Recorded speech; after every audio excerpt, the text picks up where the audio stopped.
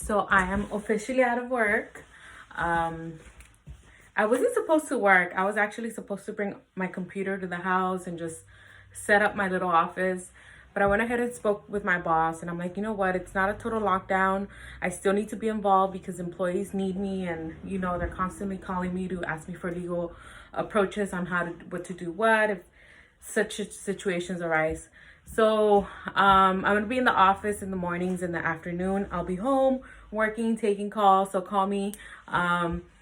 So technically, I'm still working, but I'm not.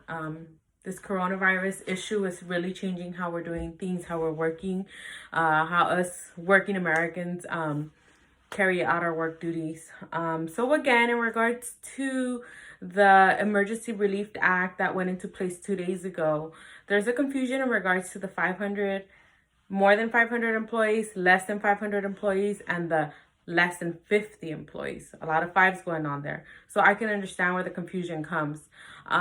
So with this new act that says that us employers need to offer these paid sick leave hours to our full-time, part-time, and variable employees, that only applies to employers who have less than 500 employees.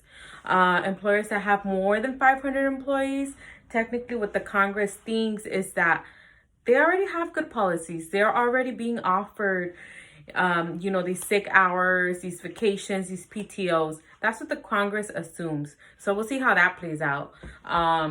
So their argument right now is, well, if we have more than 500 employers, then maybe we should get relief too with those additional costs, because it's just all accumulating all at once. It's not like intermittently within the payrolls right now, at least.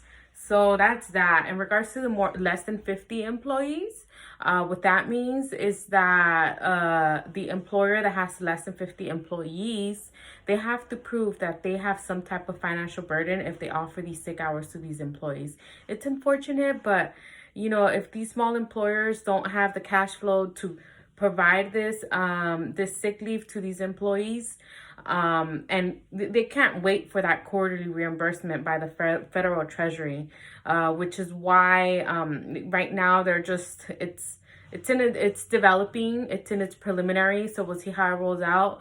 I'm very intrigued because, again, as you guys all may know, I'm very passionate about labor law, about laws coming into place, why they come into place, who's entitled, who's not, what's the eligibility requirement, the time requirement. I'm very fascinated by all that. I don't know if that makes me weird, but yeah, that's me. I'll go ahead and keep adding more information, so that way you can go ahead and inform yourself and let your loved one know, or your immediate family, a friend know of what's going on, what they're entitled to, because ultimately what the Congress wants is to keep all active employees in payroll. They don't want them out of payroll. They want them still in payroll, getting compensated, whether it's through paid sick leave hours, paid family leave, or through unemployment insurance. So we'll see how this rolls out.